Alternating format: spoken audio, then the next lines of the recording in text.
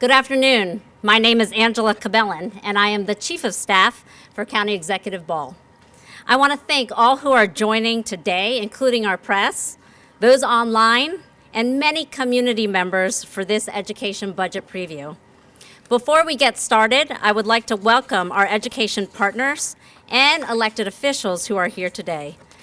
I'll start with Councilmember Liz Walsh, Councilmember Dr. Opal Jones, Councilmember Christiana Rigby, Councilmember David Youngman, Delegate Natalie Ziegler, Senator Clarence Lamb, Delegate Jessica Feldmark, Board of Education member Dr. Yun Liu, BOE member Dr. Lin Feng Chen, BOE member Chair, who you'll hear from later on, Jen Mallow, BOE member Jackie McCoy. And we have representatives from U.S. Senator Chris Van Hollen's office, Jessica Clayton, and a representative from Congressman John Sarbanes' office, Vicky Garcia. Let's welcome them all here today, and thank you for joining. And now, to kick us off, I'd like to turn it over to County Executive Dr. Calvin Ball.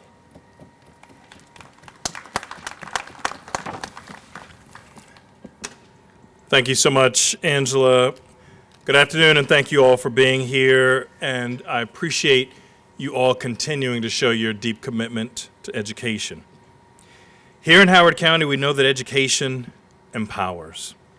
Our investments in our children, our families, educators, and staff are critical. In recent years, we have made historic investments in public health. Our last two budgets each contained the largest annual investments in public education in Howard County history. Due to our strategic budgeting and unwavering commitment to public education, we maintain this important progress even as enrollment in our school system declined sharply in 2020 and then stagnated. Our per-pupil spending has grown significantly, while enrollment has remained level. While other jurisdictions around the country struggle to support their local school system and simultaneously address the effects of the COVID-19 pandemic, we continue to invest in our future and remain responsible stewards of public dollars. This included providing more than $16 million for educator bonuses, the highest in the state, through a partnership between the county and our school system and Board of Education. Notably, we have also set a strong foundation to drastically improve the financial health and long-term success of our school system. By FY2022, together, we eliminated the $50 million health fund deficit that had ballooned over 4 years.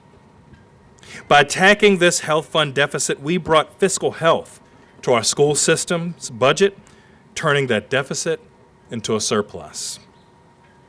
Just 2 weeks ago, I put forward a capital budget that fully funds more than $90 million toward capital projects, including full funding for the school system's request of $75.7 million and $15 million toward a high school site and planning and design for High School 14 in Elkridge.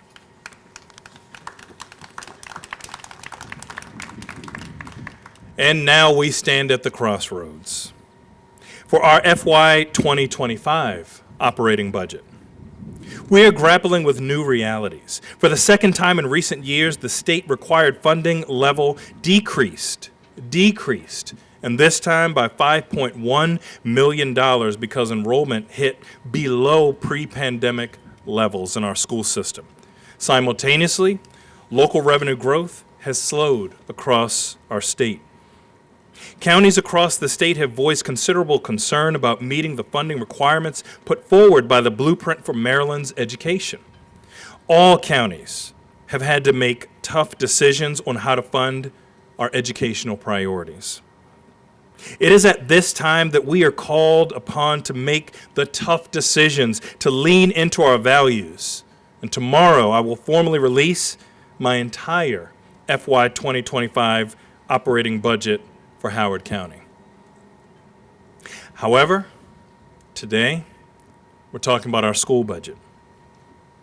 Working very closely with Acting Superintendent Bill Barnes, who, let me just say, has not only been a fierce advocate, but a collaborative, thoughtful, problem-solving partner. Our FY 2025 spending plan provides a landmark increase to our school system with approximately $52 million over the required maintenance of effort funding this year.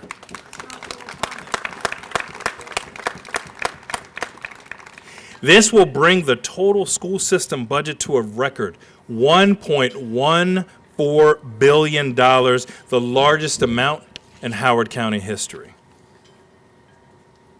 Today, I'm pleased to announce that our proposed budget will provide full funding for the elementary school gifted and talented program, full funding for the third grade string program, full funding for the environmental education program at the Howard County Conservancy, full funding for the Black Student Achievement Program and the Mathematics, Engineering, and Science Program, two vital programs that have contributed to academic gains.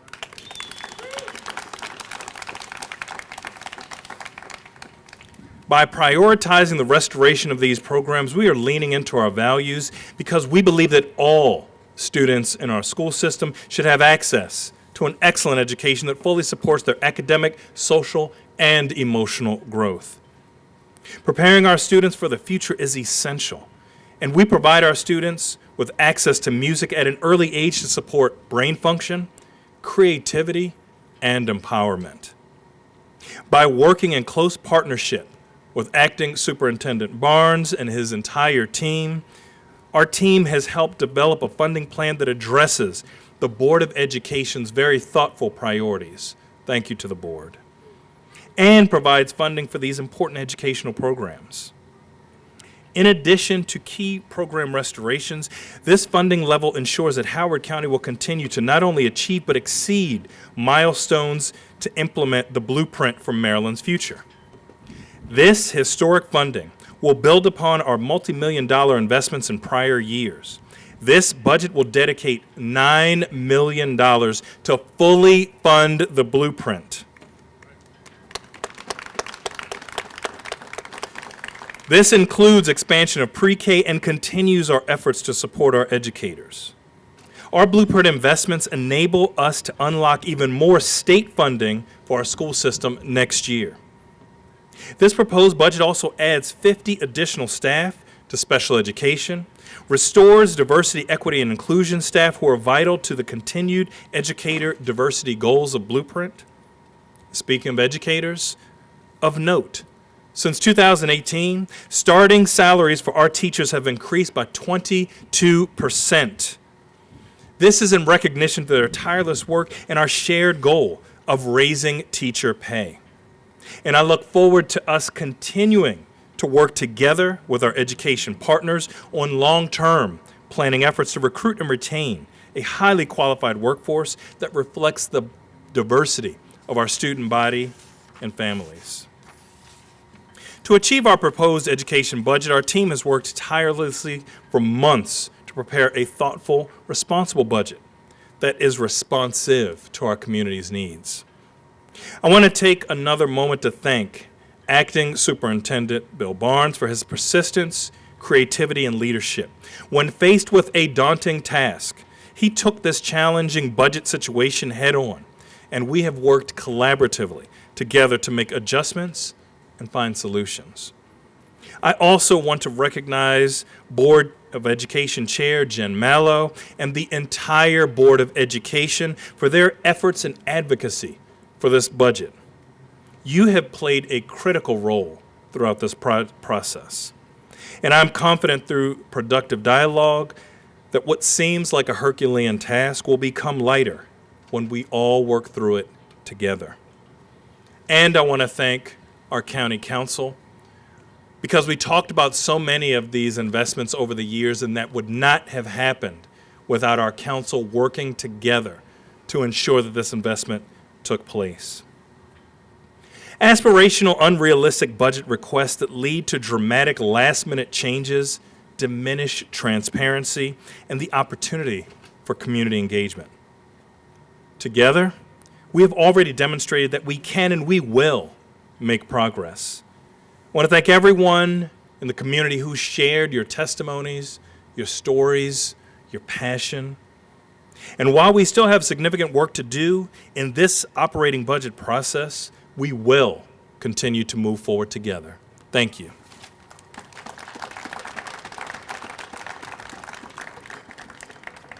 Thank you, County Executive Ball. And now we'll hear from Acting Superintendent Bill Barnes.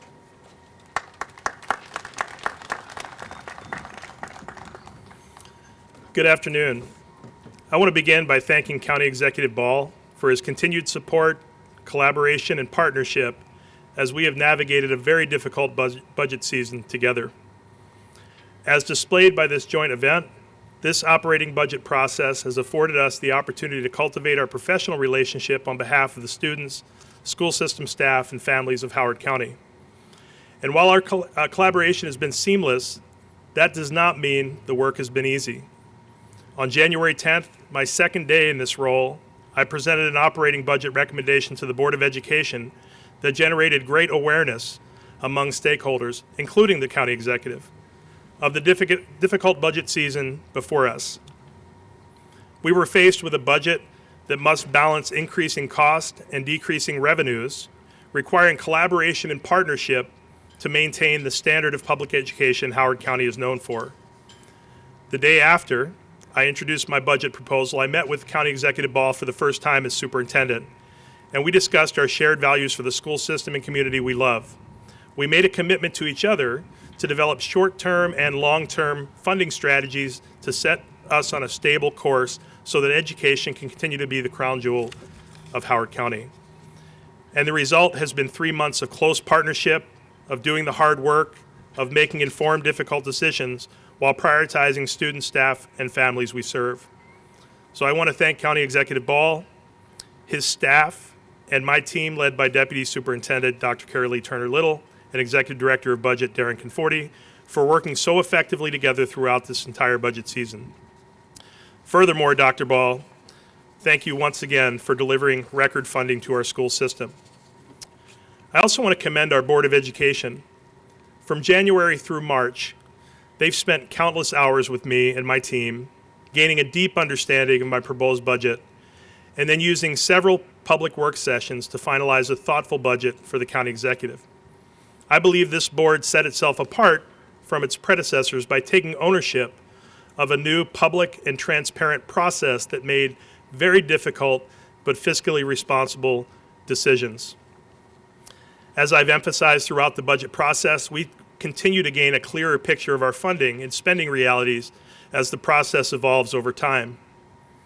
As the Board of Education and I resume our public work sessions over the next month, I'm excited to share that through the hard work of our budget team and program managers, refining our projections and engaging in a comprehensive cost to complete effort, staff will be able to provide the Board of Education with a solution to close the gap between funding the board's request and the county's funding level. Further, I am pleased to share that we will also be able to provide the board with an opportunity to restore programs or positions beyond their March board requested budget. It has been my continued effort to provide the board with as much flexibility as possible during this budget season, and I will continue to work on their behalf until we cross the finish line. When I began this budget process as acting superintendent, it was my goal to do the difficult and often emotional work in January and February so that we could use March and April to engage in a collaborative problem-solving process. And this was a departure from past processes that often resulted in a stormy May. And yet, even though we find ourselves on more stable footing, there is still so much important work yet to be done. And now I want to turn my full attention to serving those people who are in positions who are still proposed to be eliminated. And it is my goal to do everything in my power and within our fiscal responsibility to make sure each of those team members can be retained. In closing, thank you again, Dr. Ball, for your partnership, for your support of me since my earliest days on the job, and for your commitment to providing, once again, record funding to our school system. I'm excited to consider what is possible with this level of collaboration and this commitment to creative problem solving and to establishing a year-long, multi-year budget process that seeks to avoid difficult budget seasons in the future. Thank you. Thank you. And now we'll invite up Board of Education Chair Jen Mallow.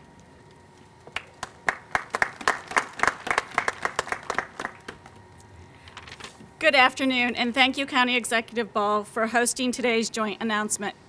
This is the first of its kind in my 6 years on the board, and as the longest-serving board member, I am honored to represent the Howard County Board of Education today. First, I want to reflect on something that Mr. Barnes elevated in his remarks, and that is that this has been a budget defined by very difficult decisions and choices. It was certainly a challenge for the board and for the superintendent to navigate meeting the school system's priorities with such significant budget constraints. Importantly, though, Dr. Ball, I want to acknowledge your partnership and collaboration to fully understanding the needs and the wants of our students and families. We also want to recognize that this level of investment in education also required you to make challenging and hard decisions. As a resident of Howard County, I too want safe communities, 50-plus centers, libraries, and the many services and programs that Howard County and its members have come to expect, a desirable place to live and raise a family. Many people move here for the schools and still expect other services, public services, to be robust.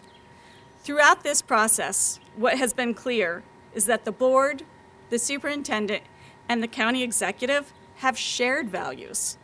We want all of our children to have access to high-quality academic programs, to pay our educators professional wages, and to have classrooms that have appropriately sized student rosters, and more. Collectively, we want the Howard County Public School System to be great for our students, and we agree that cultivating a multi-year process that engages all of our stakeholders as partners to establish a school system in the vision of the community is critical. Dr. Ball, thank you for this commitment, for your commitment you have made the school system through your proposed budget. We are excited about what comes next, the possibilities that affords us with this record-setting budget as we work with the county council and they deliberate. Today serves as our midway point in the budget process. There is still the county council's deliberations and final budget adoption. The board will still have work to do and to ultimately close the remaining difference between the county executive's historic amount of funding and the board's request. We hope that this can be done through cost-cutting, cost containment strategies, maximizing the use of our ESSER III dollars, and prudently fine-tuning projections for healthcare costs, pensions, and other fixed costs. The board commits to doing due diligence and will make final decisions if we are able to restore positions. To that end, the board shares Acting Superintendent Barnes' desire to retain all staff in positions that are eliminated, and we will work with him to implement strategies that result in a balanced budget and minimal impact on our students and staff. Thank you again, Dr. Ball and Mr. Barnes, for your continued partnership. You've heard that word a lot today, partnership and collaboration, because we're all working for the benefit of students, and it is clear that this is a partnership, and we have unparalleled collaboration for the first time in my time on the board, and I thank both of you for that. And this concludes my remarks. Thank you. Thank you, Chair Mallow. And now we will take questions from media. Any of the press have questions? Seeing no questions, I want to thank those who are joining here today and those joining us online. This now concludes our press conference. Thank you.